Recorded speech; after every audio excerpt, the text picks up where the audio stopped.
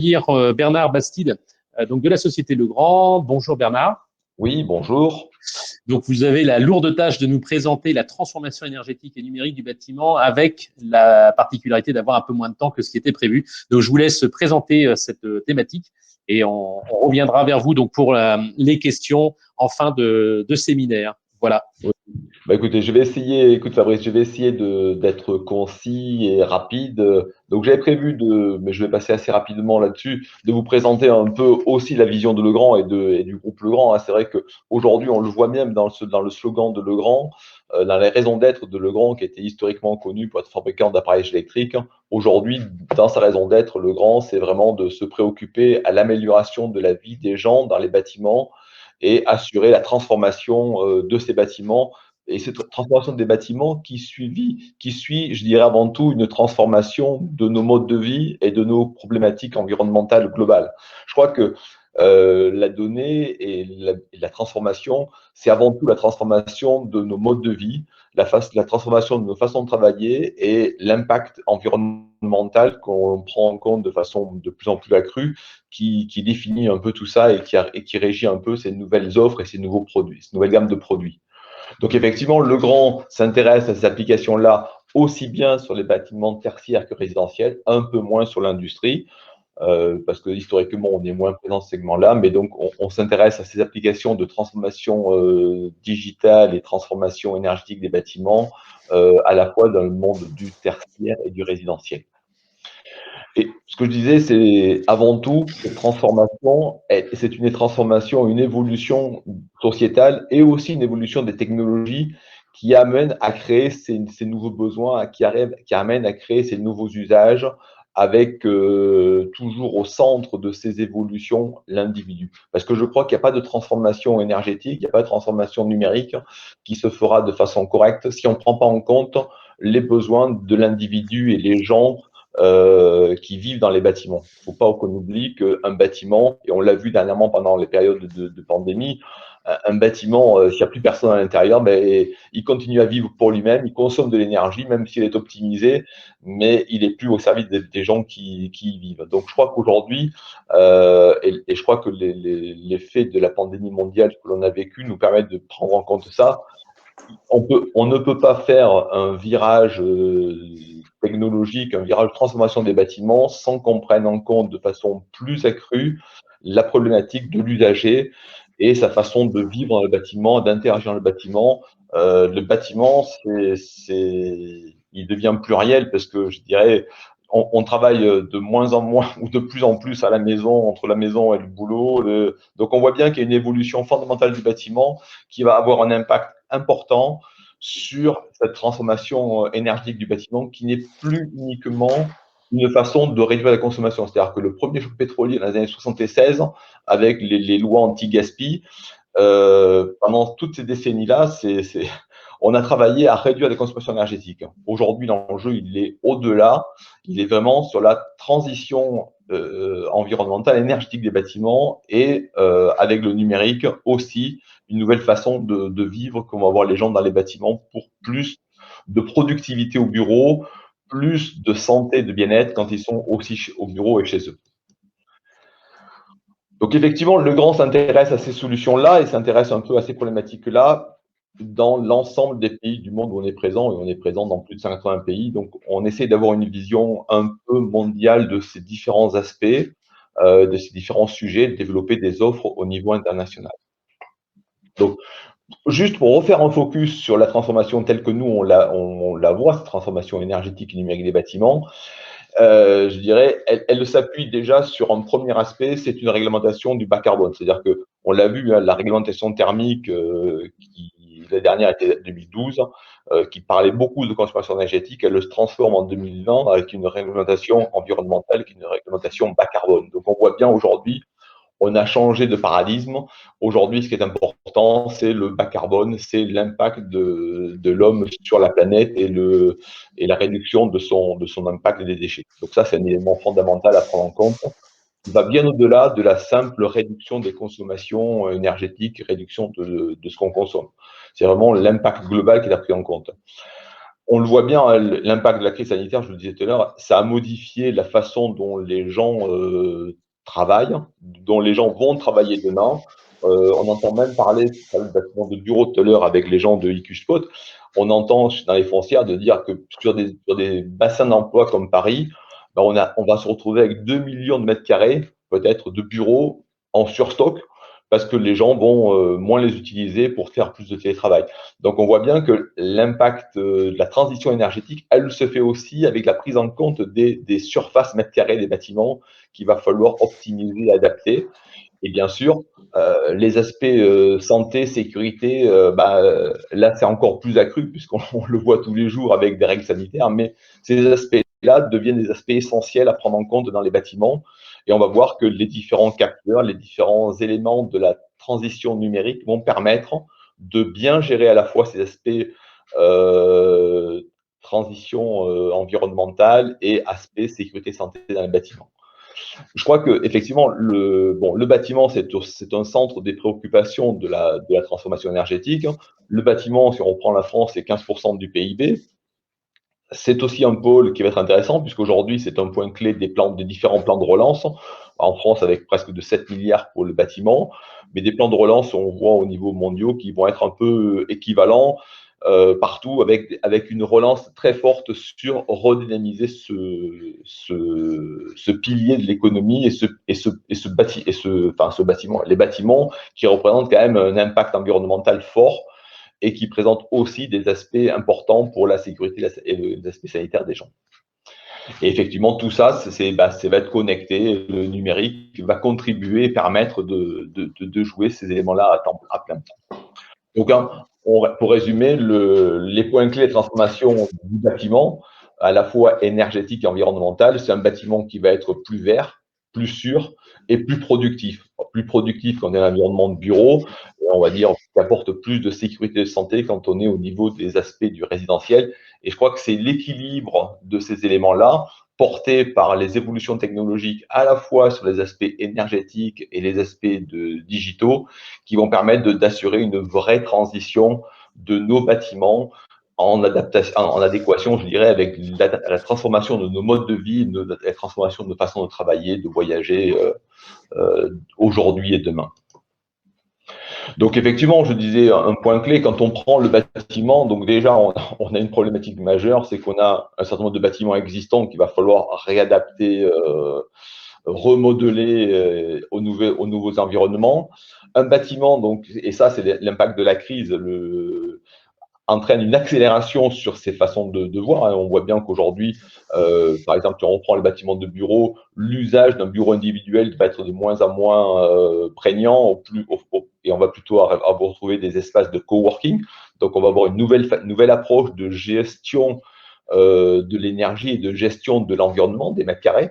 Parce qu'un bâtiment, si on arrive à réduire ses surfaces de mètres carrés, parce qu'on a besoin de moins d'espace, un bureau individuel, c'est un impact au sol de 14 mètres carrés dans un bureau. Quand on travaille avec du coworking, c'est 3 mètres carrés.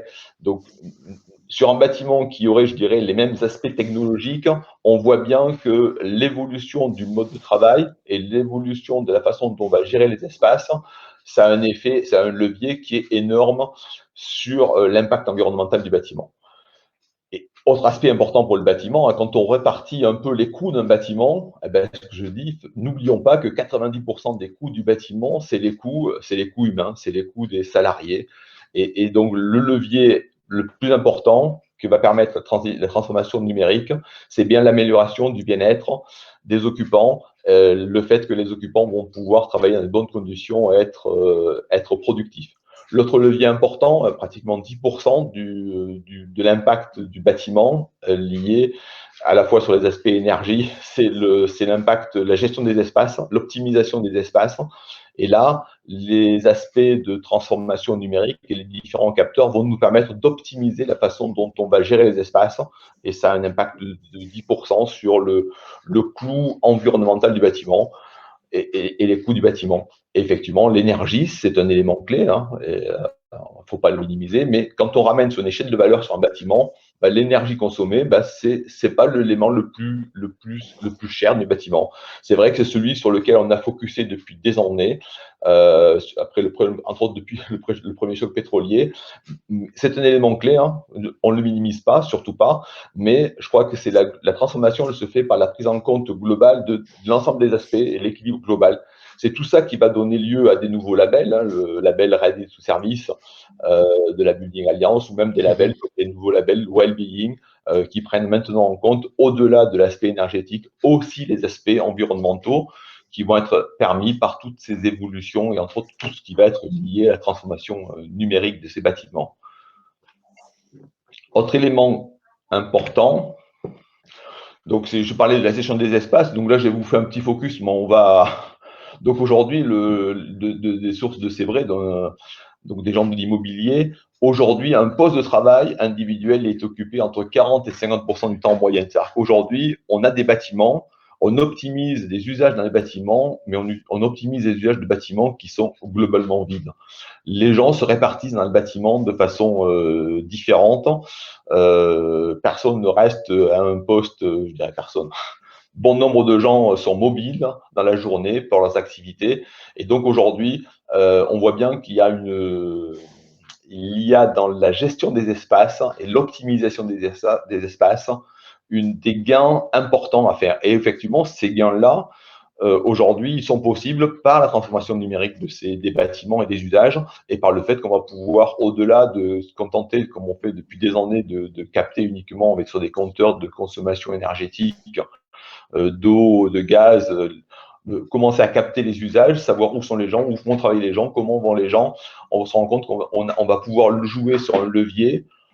Si on réduit les 50%, alors on va réduire jusqu'à 50%, mais on voit bien que réduire de 50% l'empreinte d'un bâtiment au sol, on voit bien que c'est l'impact écologique, l'impact environnemental et l'impact énergétique est énorme. Il est largement supérieur à des gains de productivité sur une centrale de production d'énergie et autres.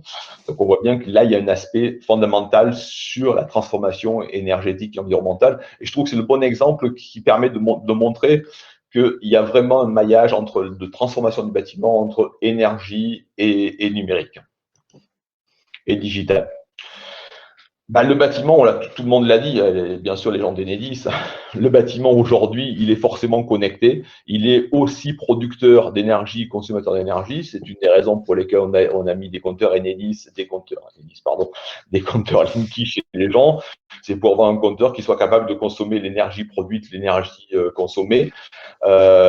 Aujourd'hui, il y a un besoin vraiment important d'interconnecter les bâtiments sur l'aspect énergétique et data. Hein. Vous prenez tout à l'heure l'exemple de Toronto. À Toronto, ils allaient encore plus loin, puisque dans les projets de base avec Google, c'était de même distribuer de l'énergie en DC et d'utiliser, dans certains cas, le DC, le POE ou le digital électrique, d'utiliser les deux fils pour transporter à la fois les data et l'énergie sur les différents produits. Donc, on voit bien qu'il y a vraiment une fusion des réseaux de distribution de l'énergie de plus en plus et des réseaux de distribution de l'énergie et des data. Donc, on voit bien qu'il y a vraiment une évolution du schéma de distribution de l'énergie au niveau de la cité, au niveau du quartier, au niveau des bâtiments. Tout à l'heure, les gens d'Enedis parlaient de services. Et effectivement, aujourd'hui, quand on regarde les services, quand on parle de facility management, le facility management, surtout lié à l'énergie, c'est un facility management avec des tableaux de bord et des compteurs qui étaient traités au niveau du bâtiment. Le facility management de demain, celui qui va être intéressant, productif et rentable, c'est un facility management de district sur l'agrégation de différents services entre différents bâtiments et différents usages. Avec effectivement, on le voit bien, une fluctuation des usages, des voitures qui se rapprovisionnaient en pétrole dans les stations et services, qui doivent demain se rapprovisionner dans des bâtiments, qui amènent des contraintes supplémentaires, y compris des contraintes de création de réseau. Donc on voit bien qu'une architecture de réseau qui évolue et qui impose que ce bâtiment il soit à la fois connecté sur les aspects énergétiques et les aspects données. Voilà. Donc, au-delà de ça, le bâtiment, il devient une vraie plateforme de service. C'est-à-dire que le bâtiment, il va avoir des données.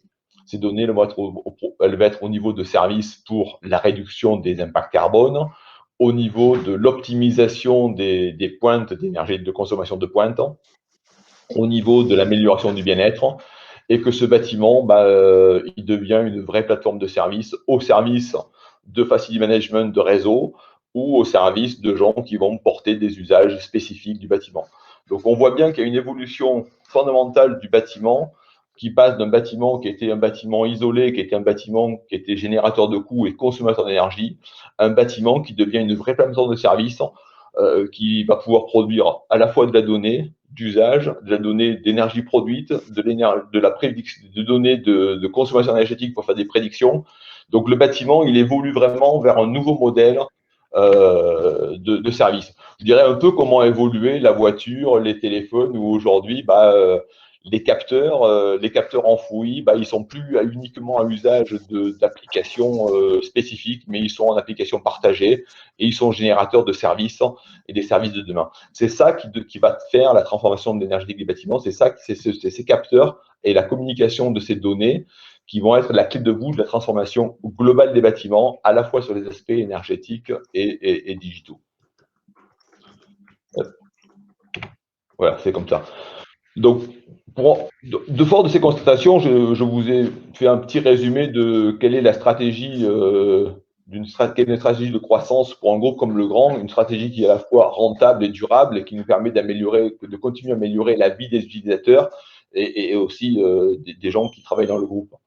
Donc, effectivement, l'innovation est devenue le pilier de la croissance rentable et durable au travers, entre autres, de l'IoT et d'un programme qui s'appelle Elliott by Legrand. Et ce programme Elliott, première caractéristique, c'est qu'on a voulu que ce soit un programme qui soit ouvert avec un concept de Work with Legrand qui va permettre à ce que des produits tiers, des capteurs tiers vont pouvoir se connecter à la fois aux applications Legrand. Là, j'ai pris l'exemple de produits résidentiels ou l'inverse, c'est-à-dire des produits Legrand qui vont venir s'agréger sur des plateformes de services ou des plateformes de connectivité d'autres, comme c'est le cas avec les applications d'Autodo, puisqu'aujourd'hui on a un partenariat avec Autodo et Autodo rentre dans le concept de Work with Legrand et va pouvoir développer des services, des services qui lui sont propres en s'appuyant sur un ensemble de produits Legrand qui émettent la donnée, qui savent aussi recevoir des ordres de pilotage pour faire de l'optimisation d'usage ou optimisation de confort ou énergétique. Donc ça, c'est un des piliers de l'innovation Legrand. C'est vraiment cette croissance sur les produits IoT ouverts dans un concept de grande ouverture, d'open innovation, je veux dire, et ouvert, je dirais, à la fois sur l'environnement cloud et produits locaux. Aujourd'hui, la position de Legrand, dans ce concept de Work with Legrand, c'est pas d'être un intégrateur de tout et de vouloir tout faire. C'est vraiment une vision de Legrand facilitateur de service. C'est-à-dire qu'aujourd'hui, c'est un ensemble de produits Legrand qui vont pouvoir améliorer les usages, des nouveaux capteurs qui vont permettre de réduire les consommations énergétiques, améliorer le bien-être, mais au travers d'API ouvertes, des produits qui vont permettre de générer des nouveaux services avec de nouveaux partenaires, des gens qui ont développé des solutions d'intelligence artificielle, pourquoi pas des gens comme Sensing Vision qui vont trouver plus pertinent d'utiliser un capteur Legrand parce qu'il est moins cher, parce qu'il est mieux intégré et qu'il est déjà présent dans le bâtiment parce qu'il permet de gérer l'éclairage du bureau et qui va pouvoir, sur ces produits-là, venir agréger de nouveaux services. Donc vraiment, le rôle de Legrand, c'est vraiment un rôle de facilitateur de service avec des nouvelles gammes de produits qui vont venir s'interconnecter sur ces nouveaux dispositifs, nouveaux réseaux et devenir des services enablers, comme diraient les anglo-saxons, vraiment se positionner comme un facilitateur de service au travers de tous ces nouveaux produits, je dirais adossés sur un pilier qui est le concept de Works with Legrand au travers de notre programme IoT Elliott et qui, en suivant la charte de la Smart Building Alliance, Ready to Service, qui nous paraît être une bonne base d'interopérabilité et de répartition des rôles de chacun pour, je dirais, générer ces nouveaux bâtiments de demain. Voilà. Donc, effectivement, ce qu'on a dit tout à l'heure, c'est que la donnée, la qualité de la donnée, c'est vraiment la clé de voûte de la transformation du bâtiment. Et effectivement, en fonction des usages, on l'a dit tout à l'heure dans les différentes discussions, hein. Je dirais en fonction de qu'est-ce qu'on veut capter, on va pouvoir mettre un simple capteur infrarouge pour venir mesurer avec un taux de précision relatif si la pièce est occupée ou pas occupée. Si on veut être plus pertinent, on pourra mettre un capteur en technologie time of flight qui va nous permettre de définir en toute privacité combien de gens sont dans une zone, des capteurs d'autres technologies qui vont permettre de donner des positions en X, Y des gens.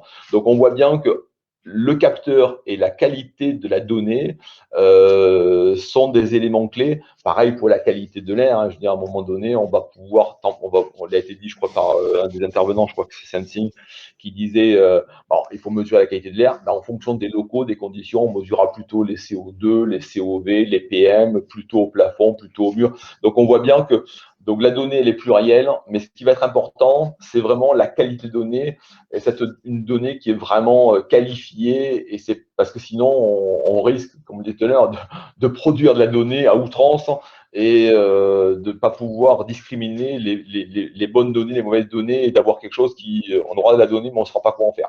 Donc, un élément clé, c'est vraiment une donnée qualifiée avec un bon niveau de fiabilité. Pareil pour les consommations.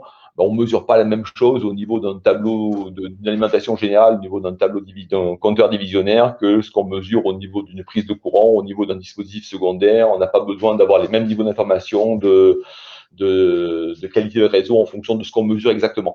Donc, l'intérêt et l'offre Legrand, c'est vraiment une solution qui va permettre de rajouter tous ces points de captation de données dans l'infrastructure électrique, à la fois pour faire du command contrôle et venir remonter la donnée qualifiée et durable.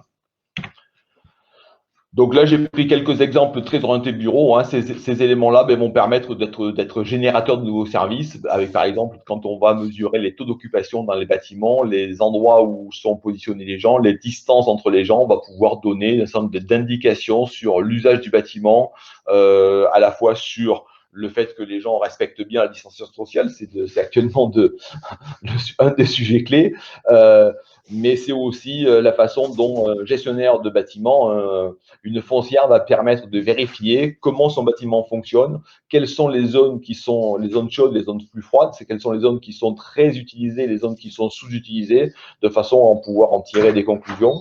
Mais c'est aussi des services d'optimisation de la gestion des espaces qu'on va porter pour les usagers, typiquement trouver une salle de réunion qui soit disponible à l'instant T, trouver dans les espaces de coworking un emplacement où s'installer. C'est des éléments, c'est des nouveaux services qu'on va pouvoir mettre en œuvre, pareil, au niveau du facility management, que ce soit du facility management lié à l'énergie, que ce soit du facility management lié à d'autres services comme le service de nettoyage. Eh ben, la donnée d'usage, la donnée d'optimisation d'usage, c'est-à-dire savoir combien de personnes sont passées dans une zone, combien de temps elles y sont restées. Pendant ce temps-là, quand on va les corréler avec des indications sur typiquement la qualité de l'air et autres, ben on va pouvoir en déduire des éléments sur qu'est-ce qu'il va falloir faire en termes de services de ménage ou en termes de services énergétiques. C'est-à-dire qu'on voit bien qu'aujourd'hui, l'agrégation de ces données directes mesurées pièce par pièce d'un bâtiment vont permettre de venir gérer des nouveaux services dans ce même bâtiment. Donc, juste pour le temps, Bernard, je te précise, on a 5 minutes devant nous parce que l'outil se fermera à 17h15. Non, mais je fais très vite. Je suis désolé, c'était juste pour donner l'indication. Voilà. Donc aujourd'hui, je reprends l'exemple des capteurs. Donc le capteur, c'est des capteurs. Donc typiquement, quand on parle de capteurs, c'est des capteurs qui vont permettre de mesurer un certain nombre d'éléments dans le bâtiment, dans la pièce, en fonction de ces informations de façon très automatisée. C'est ce qu'on avait l'habitude de faire dans l'ancien monde, c'est-à-dire qu'on va venir piloter des équipements comme l'éclairage, la ventilation sur des automatismes très clairs.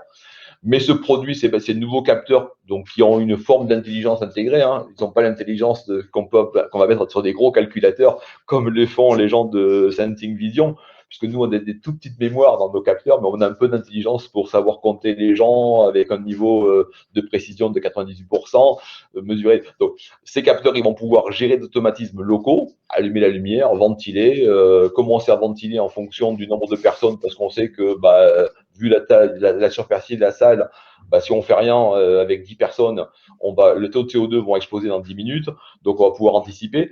Mais ces capteurs, ils vont aussi pouvoir fournir de la donnée brute sous forme d'API ouverte pour des gens qui vont générer des services tiers liés à l'énergie et autres.